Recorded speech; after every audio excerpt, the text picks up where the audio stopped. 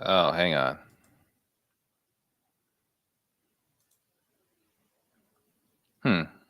Why can't I hear you anymore? Okay, that works. Yeah. Okay, I can't hear you. Oh, you're on mute. Now? Yes. We got the master salesman, Mr. Steve Trang. He's back from his vacation. Yes, back from my vacation. Ready to go, ready to help us close more deals. We have been getting our absolute asses kicked. Well, I have here and there. I would say sometimes I just rush through because I don't think the deal's worth it. Other times, the number one thing we've been getting hit with is the attorney objection, bro. Really? Yeah, that one's been right. I think it's really fascinating. We had a couple of them. Like one of them's like, yeah, my brother's an attorney. I want him to read it. I was like, what? I asked you like 3 different times if you had anybody else you'd want to talk to before you decided to work with us.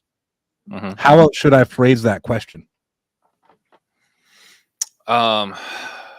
So the agreed upon price? Agreed upon price. They agreed that at our time together they're gonna say yes or no.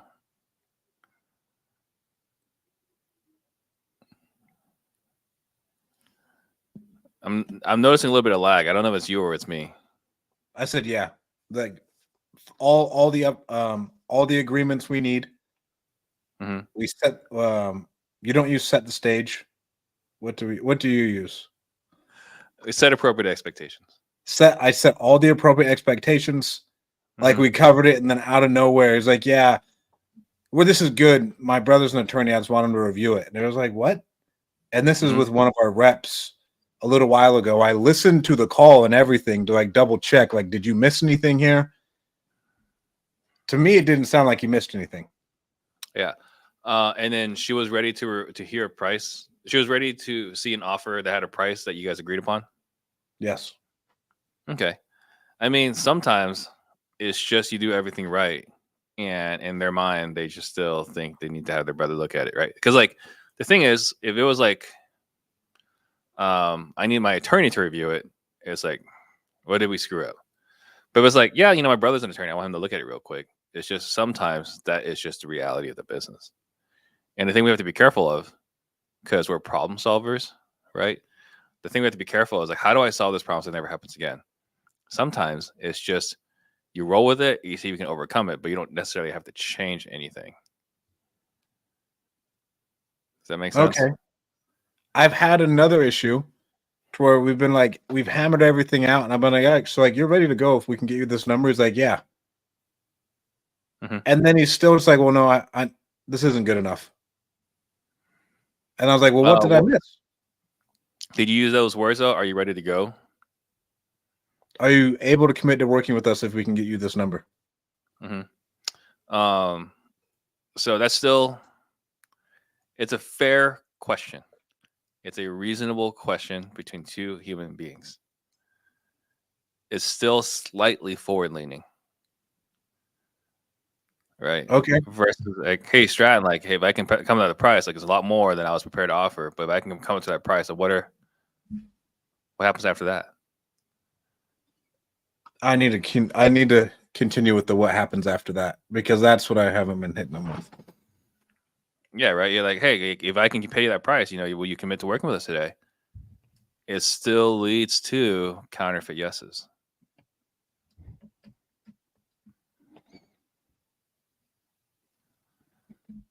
Sorry, I'm just writing that down. You're good. Because this guy is, oh man, this was a duplex. I thought it was great. And the guy was like, no, I'm not doing it. I think I can get more. I was like, you said you wanted this amount. And if we could get you this amount, you'd want to work. So like, what am I missing? And I think a little bit of that was giving him what he wanted. But I just don't ever want to people.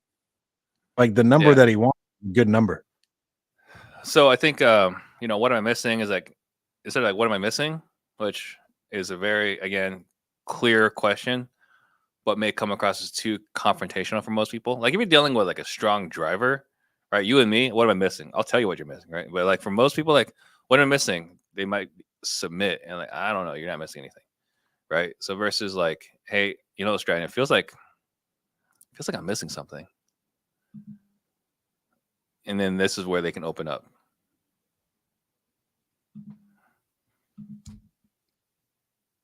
But what if I think he just wanted to shop us, and I thought I narrowed everything out.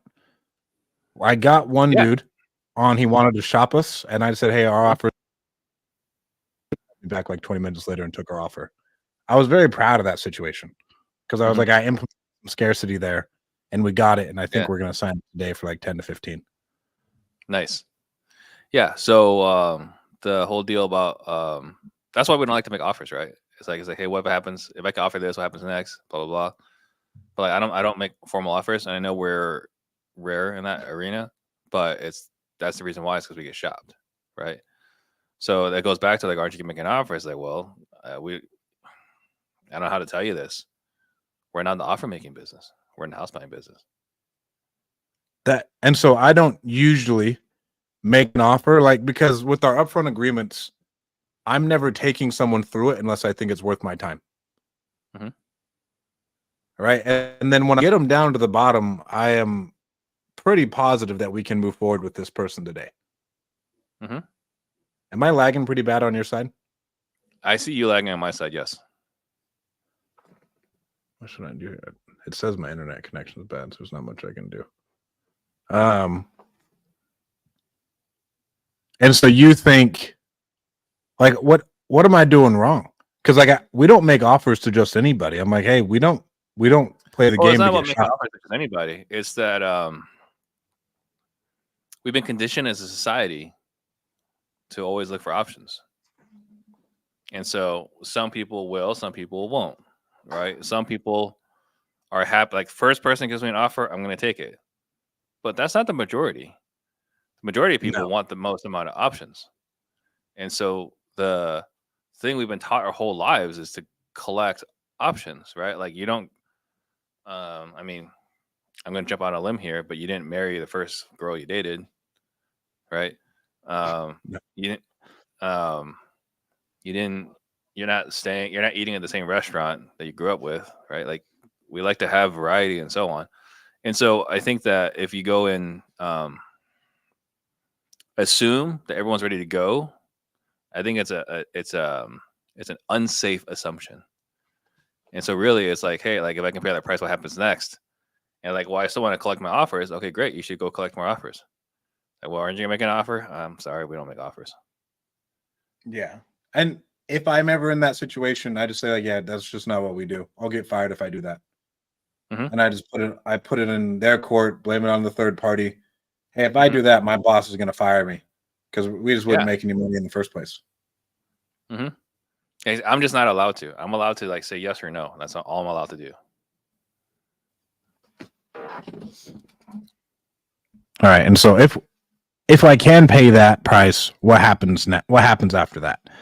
And that's the same thing as like, as far as I even had a chick one time, she was like, I need this, this, this, and this. And then we can move forward. And then I got her some of those things. And then she was like, well, I still need this and this. I was like, we're not working with you. Mm-hmm. I was like, because you'll never be satisfied. Like, why would we work with you? Yeah, I mean, they're just moving the goalposts, right? Because like if they get everything they want, then I mean, and we're no different. I mean, remember when there was a time you said, "Man, if I can make 100,000 a year, I'd be really happy." Did you get really happy after you made 100,000 a year? No, you moved the goalposts. So it's that we got to tie them down. If I can do this, what happens next? And do you think that and so that should eliminate it? Yeah, what else? Now when I say, hey, we're able to do that, and they're like, why isn't it only this? Like, I don't understand. You told me we could do A, B, and C, that you would want to put this in writing so we can take care of this. What changed? Right? But if you're like, hey, if I can do A, B, and C, will you be ready to go? And they'll say yes, but it wasn't their words. They, in some way, they felt like they were manipulated into saying yes. Put it another way, there's no conviction in saying yes. Yeah, there's Their zero integrity conviction, is and it's flexible not when they their say choice. yes.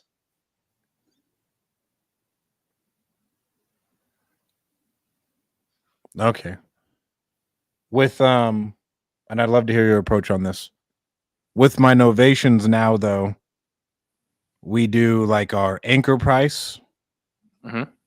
and then we do 2 options. So it's still the same script, like, hey, properties are selling between X and dastardly low. Then there's the wholesale price, and then there's just not even an novation price, but just an attorney in fact price. Mhm. And honestly, the attorney in fact price is the wholesale price. The wholesale price is just that's a solid deal for us. And then what Mhm. properties are selling for, that is like a home run. Mhm. And Okay. what are your thoughts about giving the options? I hate options. I know you think like the professional prescribes what exactly this person needs. And Mhm. so what I've done is like, hey, properties are selling between here and here.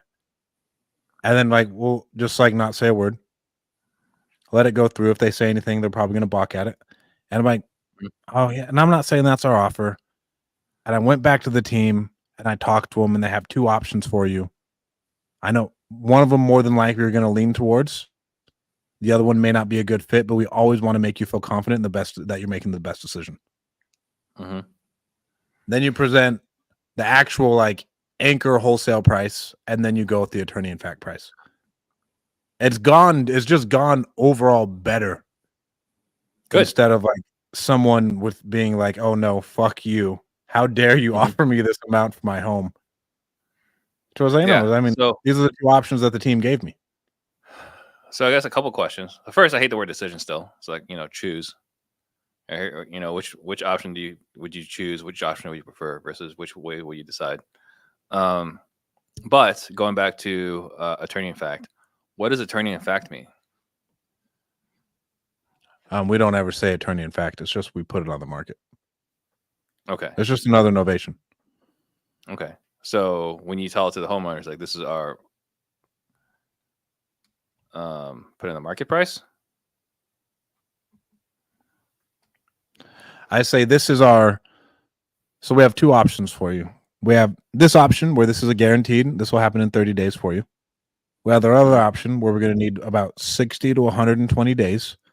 We're going to pre-market it to all of our investor friends, all of our realtor friends, Mhm. and then if we need to make any repairs in order for them to be able to buy it from you at that price, we'll make it and we'll make our spread that way. But Mhm. if you give us more time, we can get you that number. We're just going to need more time. Great. Yeah, I think that's it. So that sounds good to me. Yeah, and that's typically what I'll get. I'll be like, hey, here's your 2 options. Mhm. You can do this or you can do that, and then I'll just get a oh yeah, I'd want to do this. Like it Yeah. happened today, Yeah. to where I was like, I got 25 and 35 for you. Here's what 35 looks like. Here's what 25 looks like. He's like, oh, let's go with the Mhm. 35. Let's make it happen. Yeah. So I don't hate it. Not my preference, but I don't hate it. Um, and then the other thing you said was, here's what properties are selling for. I would still prefer, here's what cash buyers are paying for houses nearby. And the reason why we say cash buyers is because, like, here's what homes are selling for. They're like, no, this house up the street just sold for this. You're right. You're right. Right. And it's But here's those what cash buyers little are paying. different words that have been Yeah. huge. Yeah. What else have I been running? I'd say the number one thing I've been running into is I've quit letting people get off the phone when I'm about to make them an offer if it's a hot one, Hmm. for sure. Good. Because they'll just disappear off the face of the earth. Like Yeah. they gone into oblivion. No matter who calls them, they're not picking up. Yeah. The math doesn't And work. The math doesn't work if we're gonna hang up the phone, right? It's like Kamala math. Like the math doesn't work. Like we gotta be more precise with our mathematics. yes, we got that one. But then for some of these, I will put them off for a day because it's in a semi-rural market, Hmm. and I want to feel confident in locking up the property. I hate canceling contracts. Yeah. You know, I think with the rural properties, the ones that we're getting, on the PPL nationwide stuff. It might not be the worst thing in the world. It's not ideal. It's not ideal, but it's not the worst thing in the world to buy some more time because there's not that much competition on it. Am I mistaken? That's what I think. I was like, I don't really have any competition. I know I'm gonna have to novate this, and I know the numbers have to really, really make sense. Yeah. So I'm like, hey, it's I'll give you a call back at the end of the day or tomorrow. Yeah. So I don't love it, but it's not as bad because you don't have as much competition on it. Because everyone else is gonna be just as lost as you on those rural properties. Yeah, because some of these things, bro, I'm like, I don't know. I know RJ like thinks he can like sell anything and he'll lock it up, like he throws a contract at anything. But like for me, I don't want to waste our team's time or the seller's time just to kind of spin our wheels and then be there. Yeah, you're doing an optimal process. And yeah, I think like, if you know for sure you're getting a price that you know that you're not gonna waste anyone's time, or you're less likely to waste people's time, there's value there. Yeah. And then have we done this thing since the cage match? No, we haven't done it since the cage match. Yeah. So like one thing for sure is RJ's never lacking in confidence, right? Like that's the reason why he can do what he does, right? But I just want everyone to know, like everyone can sleep well tonight, that I gave him a healthy serving of humble pie and dominated him during the cage match. So if you guys want to go back and watch a grown man cry, spanked him, right? RJ's never been in my world. I've never witnessed this an excuse maker. So no. So it was great hearing him explain why he lost. That was fantastic. It was delicious. Did he actually make excuses? I mean, he was trying to explain why he lost. Right. And once you start explaining, you already lost. Once the explanations begin, you've already lost. You can't explain why he lost, bro. What were his explanations? What were his explanations? He made the argument that I paid more, right, than what I was supposed to pay. But I was having him underwrite these deals. I don't know what the hell a property is worth in freaking outside of what's outside of Louisville and St. Louis? I don't know. Right. So I'm having him bro. like, yeah, nobody knows. Yeah. So I was like, you tell me what price, you tell me what the ARV is, and then I'll negotiate from there. Right. And so I negotiated. And he's like, yeah, the prices don't make sense. Like, I don't know. Right. You told me the price.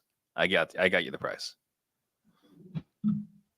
So anyway, what else you got? Okay. I'd say those are the two biggest things. And then with our upfront, our tie downs at the beginning, what I've done now, I go immediately to price. And then I ask them, okay, what's the reason behind that? In just a nice, soft way. I never get any pushback on it. And then I'll ask them for their motivation. And then if it's worth anything, then we'll go into the entire upfront agreement. Because to me, that section of it, like, it makes me want to rip my heart out. I've never done so many sales reps in my life. Just like the amount of time I'm on the phone now, I've probably done more sales calls than most people ever. Yeah. And I think it's a waste of time to do it on a bullshit lead when we have so many other leads. Yeah, if you have an abundance of leads, it's fine. But most people don't have an abundance of leads, right? Most people have to. I would recommend most people stress test every lead, because you'll have people that will say, like, I'm stuck on this number, I won't take $1 less, and then you move them easily off that line, right? I will say that's happened to me a lot. Yeah, and so that's why I go for the motivation. Yeah, so it's I don't know, is that the term, liar's poker? Right? But like, you have to flex, you have to lie to the salesperson so that you don't take advantage of. I mean, like, look, every time I've asked someone what they wanted for their home on a call, and they told me what they wanted, and it was a slam dunk, like, I crushed it with all of those, right? It's really not in their best interest to tell me what their bottom number is on the beginning of the call. Always. So most people have learned that you don't do that. And so if you're qualifying on price, just know that you're gonna have leakage, right? So as long as you have enough leads to make up for the leakage, it's fine. But this is a percentages game. It's not ideal unless you have plentiful leads.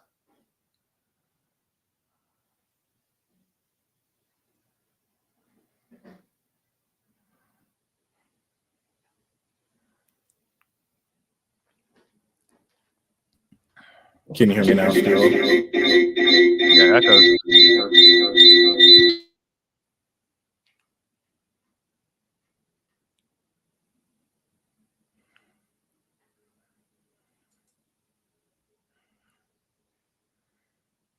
What about now, Steve? Perfect. We good? Yep, we're great. Great. Okay, sweet. All right. And it's so much smoother. What do you think? You think I should just take everybody through it on the upfront? Because to me, it's dumb. I mean, how much time are you? How much time am I with them? How much time are you losing? I guess it's only a couple minutes. I don't know why I hate it so much. Because you hate doing the same thing over and over again, probably. A little bit. Yeah. What were you? You were a safety, right? Yes. What did you have to do 100 times a day in practice? Backpedal. Was there anything where like, because you never have to hit the receivers and bump and run coverage, right? What do you mean? Like, bump and run coverage where like as a corner, you hit the running back or you hit the receiver as they're coming off the line, right? Over and over again. Certain stuff over and over again. I just don't see that the tie downs are worth your time. I hear you. I'm trying to think of the things that you hate in practice that you did anyway because you had to. How about like did you do a lot of blitzing? No, you wouldn't. From your position? I would blitz. I would say one thing that you'd hate to do would tackle. Nobody likes doing live runs, but live runs are a part of it because if you can't tackle, you can't win. Yeah. So that was something you had to do over and over again, and you hated it. Yeah. But you did it because it led to the ideal outcomes. I guess you're right. Yeah, I guess you're right. With follow. Oh, here's a good question. With follow-up, what type of script do you guys usually have on your follow-ups? Because you can't. It's more conversation. You can't be really through that every time. Yeah, it's more conversational. It's more like, hey, and are we talking about long-term follow-up where it's been like a month or 2 months, 3 months? Yeah, like a month to 2 months to 3 months to like they're in the morning. Like, hey, Stratton, this is Steve. Just calling to see how you're doing. How's it going? What's going on with whatever? That's it. Like, it's a conversation. It's not hey, how you doing today? Right? It's not like, hey, what's new in your world, what's new in your life. It's just how are you doing? What's going on with this? What's the latest? Blah, blah, blah. And you're just talking to them. And it's awful, right? But it has to be done. And so it's just what's going on with ABC? Whatever it was that you initially talked to them about, that's what we're talking about in the follow-up. Okay, well, and then when we're hiring on new reps, Steve, I thought I had a good one. And then he's like, bro, I got too much going on. I can't do it. And so now I'm hiring on a whole nother batch today. I got a ton of interviews later tonight. Mm-hmm. I'm putting them all through the dead leads. And I'm making them go through the script word by word again to these dead lead sellers. I think that's kind of another reason of why I don't want to put them all the way through it. Because I don't want them to get on the call again with the person like, I've already gone through this shit. We're just opening door for more challenges, right? Like the purpose of the dead leads is to get all the marbles out. Yeah, right. Like you look at the reason why we enjoy hiring LDS people in sales. Oh shit, Steve. Is that it's 2:30. Yeah. Okay, finish up your thought. Then we got to hop to the other pod. Okay. The reason why we like them is because they've knocked on every door or so many doors, having the same conversation, right? Over and over and over again.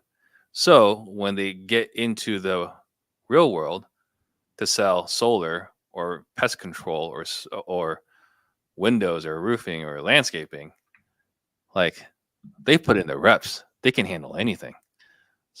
I mean, I want a Mormon missionary because if you can sell someone God and eternity, you can sell them anything. Exactly. You sold them on a lifestyle pitch. You told them no more substances. You told them no women. Like if you got someone on board from a cold knock to a finish, bro, you're a killer. You're a man. You are a killer. Exactly. That's but you get that from calling the dead leads. fair enough.